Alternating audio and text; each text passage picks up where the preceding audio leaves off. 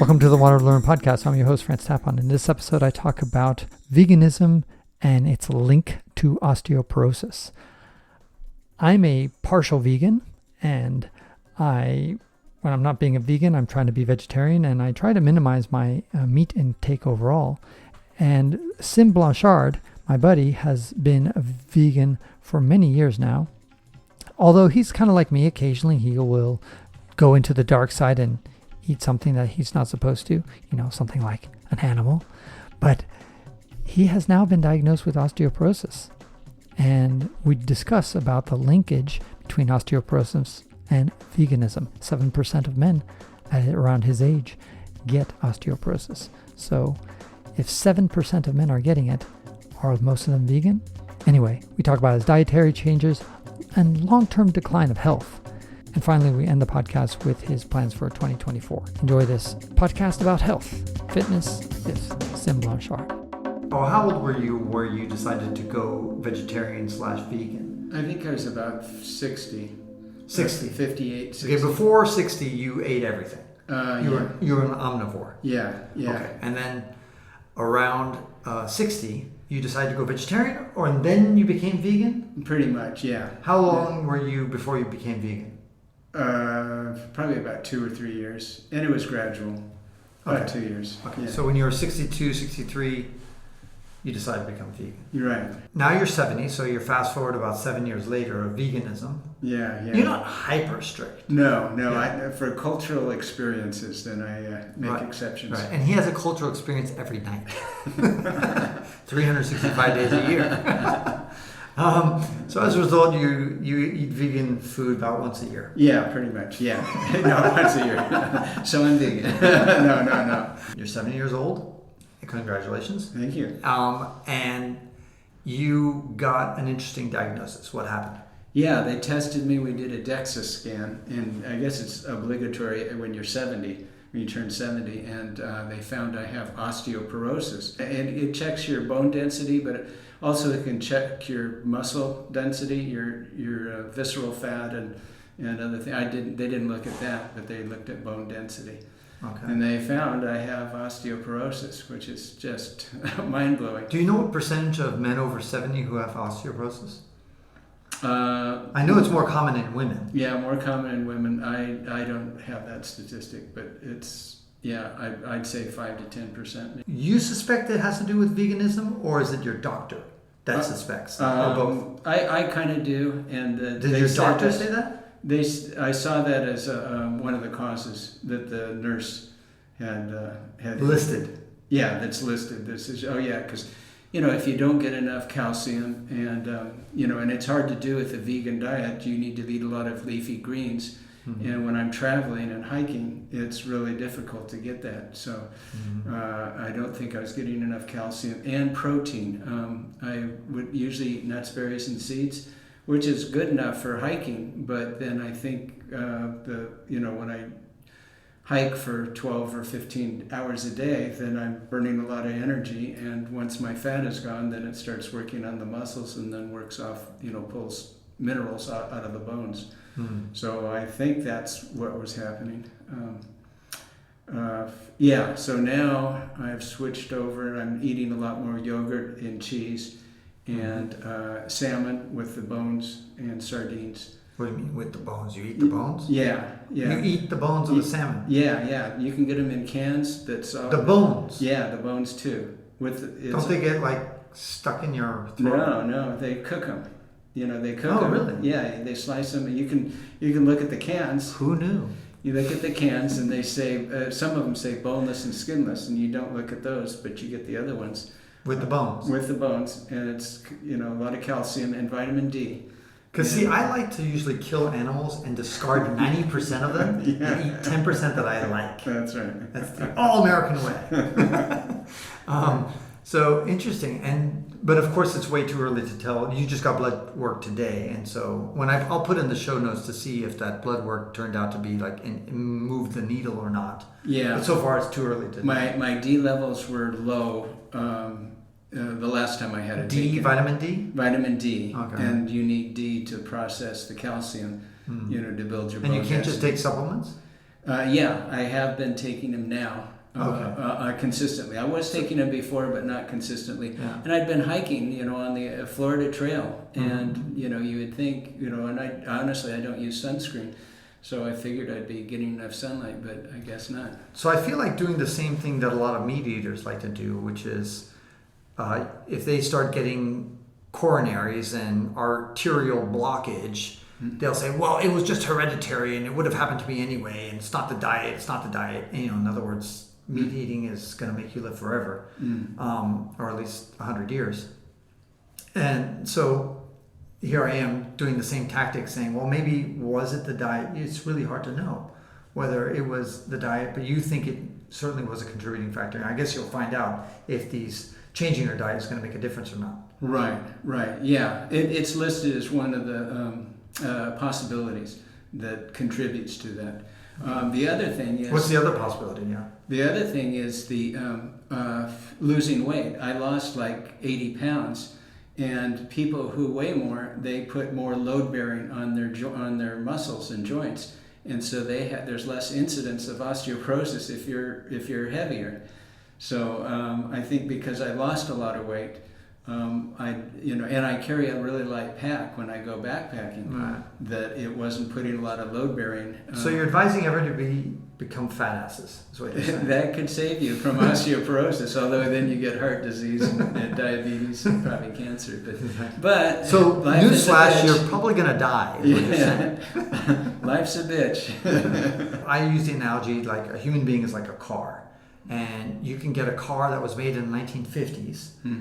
And it's going to have all sorts of problems. The older the car is, the more likely it's going to have problems. And it's just going to become teetering. And of course, a car is different than a human because you can basically replace every single part. Right. You can't replace a brain. You can't replace, you can get a heart now. Yeah. So, but you kind of have this idea that the decline can be so gradual and then suddenly you're just going to die, at 104 years old. 150. Yeah. 150, right? Yeah. I'm going to live to be 150 or die trying. Exactly. So, and you read that book recently that's just coming out. Outlive by Peter Attia. Right. And what did you learn from that? About the lifespan and health span and lifespan. Yeah, kind of the same thing. You want to extend your health span as long as possible. And, of course, your lifespan goes along with it. But, living a long time with being in poor health is not worth it. But there's so many components that go into that, nutrition and exercise and sleep and your emotional health, your network of people. And so there's a whole bunch of things that go into it. So that's what I got from him, just a lot of things. But, as these challenges come up and more as you get older, you just have to, it was a big shock to me because I thought, I'm doing everything right. And then here's osteoporosis, good Lord. So now it just kind of alerts me and, okay, I got to address that. So. But in some ways you're defending my thesis, which is something's going to give with age. And in your 80s, something else is going to start going on. Maybe it's your eyesight or whatever. Maybe it's your joints or who knows. Maybe it's a heart murmur. And then at 90s, it's going to be some other stupid thing. It won't kill you, but it's going to make getting up a little bit harder. Maybe a cognitive decline. And then when you get to be 100 years old, then some other stupid thing is going to hurt you. So to me, this idea of, you're going to live a great high quality life, a healthy life, and you're going to be able to do all sorts of things. And then suddenly, at the age of 110, you're just going to keel over and die without any warning, without any decline. It seems to make no sense. Well, it's the goal. Your goal is that, and it's like your analogy with the car. If you continue to maintain it and replace the parts and address that stuff, keep it up to stuff. There's 1920, 1910 cars that are still running today. And people just take good care of them. And if you do the same with your body, there's a chance. And especially the way that healthcare, health, they're solving a lot of cancers, more cancers as we go on, and technology's advancing. Ray Kurzweil thinks we'll hit 29 or 1930 is when we'll be able to extend life supposedly forever. I think that's self-serving on his part, because he was probably born in 1950 something, and then it's convenient for him to hit what they call escape velocity. And do you really think that's going to happen? I don't know. But what's the alternative? Do you just let yourself go? Potato chips. Potato chips. Yeah. Enjoy them while you can. Ben and Jerry's. Well, that's my thing, is that life's a bitch. If you want to eat potato chips and ice cream, you're going to have diabetes or cancer or heart disease.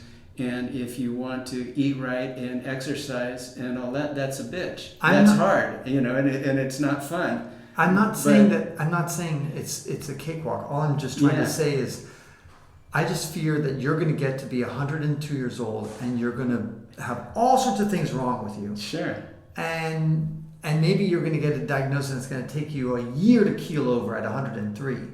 And then you're going to be disappointed that you only lived to 103. But I'll be dead. No, but you'll be disappointed that final year of your life as you're kind of like, falling apart. If you ask anybody, like that's 102 or 100, not everybody, but usually when they're old, should we just kill you? Do you want to die? And they, some that are in pain and suffering, they do. But most of them say, no, I want to keep going. So, just because you're at that age, it doesn't mean you want to, There's people who are in pain and misery at the age of 40. Exactly. And those fuckers don't want to die either. Yeah. And Peter Attia's book, Outlive, is mainly dodging those bullets, those chronic diseases. And the acute ones, will get you. But you can't really control a lot of that, but you can control the chronic ones. So that's my goal with the hiking. Yeah, it reminds me of Religulous, a movie by Bill Maher, when he asks somebody, he says, do you believe you're going to go to heaven after you die? And the guy says, yes, absolutely. And he said, okay, why don't you just kill yourself right now? Yeah. What are you waiting for? Yeah. He's like, well. Yeah, so I guess you don't really believe you're going to go to heaven after you die. Well, and that's the other thing, that emotional, keeping your purpose and your meaning alive means you want to live longer because you have a purpose. And it's like, okay, I'm enjoying life. I'm contributing this. This is my content. Here's who I'm helping.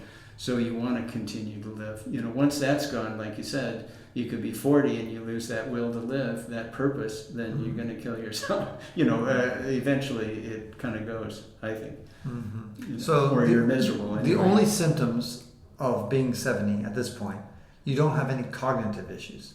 Well, I don't know. You tell me. Okay. Do you have any cognitive issues? I don't know. I forget things. Do you have any cognitive issues? Oh, maybe I have cognitive issues.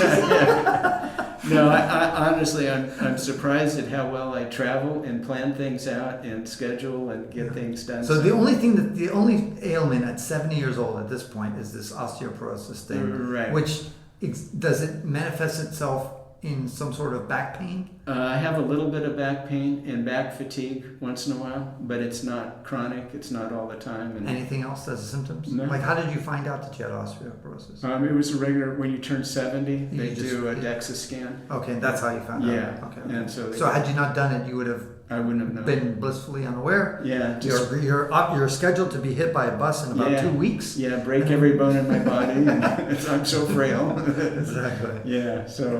So it's a good wake-up call, and I'm surprised and saddened, but it's another challenge of life. As you get older, you if you can address them, and hopefully ahead of time, then you can live happier and healthier for a longer period of time. 2024, your plans. I know this year you're going to Scotland. You're going to hike the quote-unquote Appalachian Trail the Highland Trail, but it's part of the Appalachians when they were together as Pangea, and then hopefully Hadrian's Wall. Wait, I thought. Anyway, go ahead. Yes, and then Hadrian's Wall. What's that? That's the Hadrian, the emperor of Rome, built that to keep the Scots out. So it's still definitely need to keep the Scots out. Yeah, absolutely. And I visited my Scottish family up in by Loch Ness. Had we kept you guys out, you wouldn't have made it to California. That's right. The good Scott. So I'll be 6 weeks there. and then come back and... That's later in 2023. Next 2 weeks from now. Okay, so by the time this comes out, you will have already come back from Scotland. Yeah, it should be already there. And then go to Utah Shakespeare Festival. Okay. They're having that. And okay, before you get too much into it, Sym has sent me an Excel spreadsheet with his whole itinerary, and he is a meticulous planner. He can tell you where he's going to be in 6 months and 3 days from now, and it might even, to incredible detail. What do you see as why do you do it that way, pros and cons? Let's see. I can tell you if I look at my spreadsheet, but if you just ask me, I don't know. I know you don't know. I go, oh shit.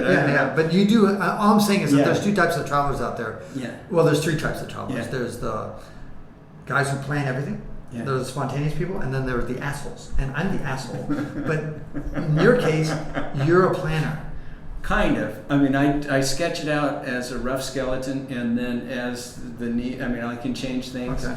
Hopefully after I make reservations, then I don't change. But once, I'm pretty flexible, and I leave a lot of big gaps, saying, okay, I'm gonna, this is set aside for this, but it can change. And how often? When do you buy your flight tickets and make? I try to go at least 4 months ahead of time, about 4 to 6 months. Okay. And non-refundable. Right. How often do you have to lose the ticket?